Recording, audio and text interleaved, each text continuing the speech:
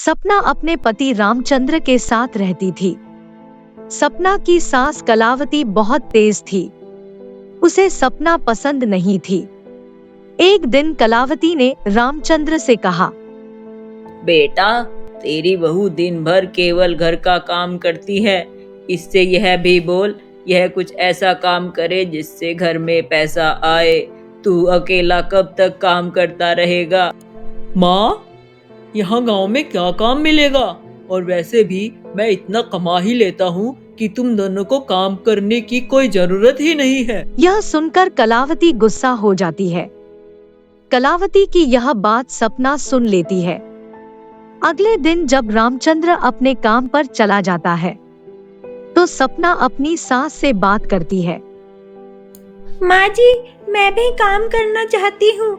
आप एक काम कीजिए, आप गांव की सारी औरतों से कह दीजिए कि जिसे भी कपड़े सिलवाने हो वो मुझसे कपड़े सिलवा सकती है।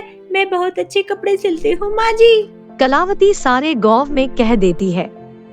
धीरे धीरे घर पर सिलाई का काम आने लगा।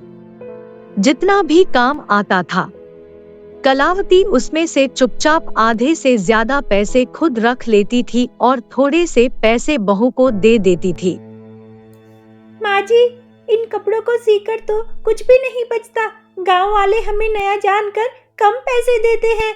जितने पैसे आते हैं वो इन्हीं कपड़ों में सीने में खर्च हो जाते हैं। सपना यह नहीं जानती थी कि उसकी सास बहुत ज्यादा पैसे रखकर उसे थोड़े से पैसे देती थी। ठीक है, तू काम तो कर। नए नए काम में नुकसान उठाना पड़ता है, बाद में देखेंगे। सपना माँ लक्ष्मी की भक्त थी। वह दिन भर मेहनत से काम करती और रात में माँ लक्ष्मी की भक्ति करती थी। एक दिन सपना रात को माँ लक्ष्मी का ध्यान कर बैठी थी। तभी उसकी आंखों से आंसू बहने लगे। उसने माँ लक्ष्मी से कहा, माँ, मैं और मेरे पति दिन रात इतनी मेहनत करते हैं और फिर भी हम लोग परेशान रहते हैं। आप ही बताएं, हम क्या करें माँ? इसी तरह बातें करते करते सपना सो जाती है और अगले दिन उठकर अपने काम में लग जाती है।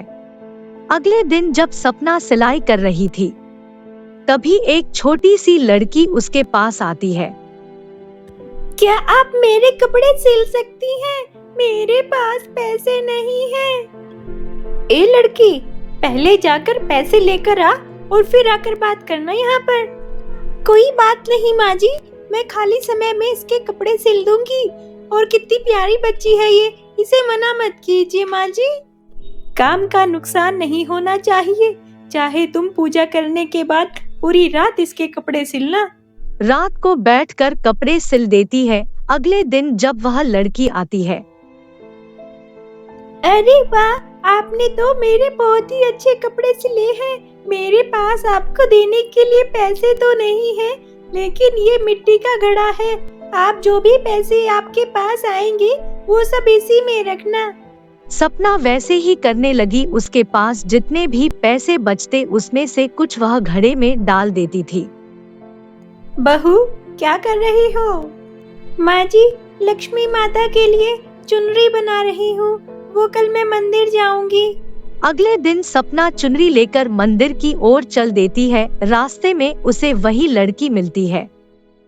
अरे वाह, ये चुनरी तो बहुत प्यारी है। आप ये मेरे लिए लाई हो क्या? नहीं बेटी, ये तो मैं माँ लक्ष्मी के लिए लाई हूँ। तुम्हारे लिए ऐसी ही दूसरी चुनरी बना दूंगी। नहीं नहीं, मुझे तो यही चाहिए। समझ लेना, ये चुनरी आपने माँ लक्ष्मी को दे दी और आप इसे मुझे दे दीजिए। सपना के बहुत समझाने पर भी वह नहीं मानी और सपना से चुनरी लेकर चली गई। सपना मंदिर में पूजा करके वापस आ गई।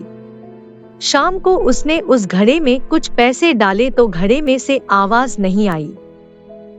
माँ जी, मैं जब भी इस घड़े में सिक्के डालती थी, इसमें से आवाज आती थी, पर आज आवाज नहीं आई है।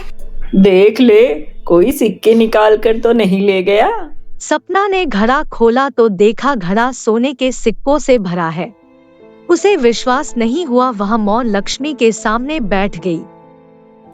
माँ, यह क्या चमत्कार है। इसमें तो थोड़े से सिक्के थे, फिर ये घड़ा इतने सारे सिक्कों से भरा हुआ कैसे हो गया माँ? तभी सपना ने देखा माँ लक्ष्मी की मूर्ति में वही लड़की चुनरी ओढ़े दिखाई दी।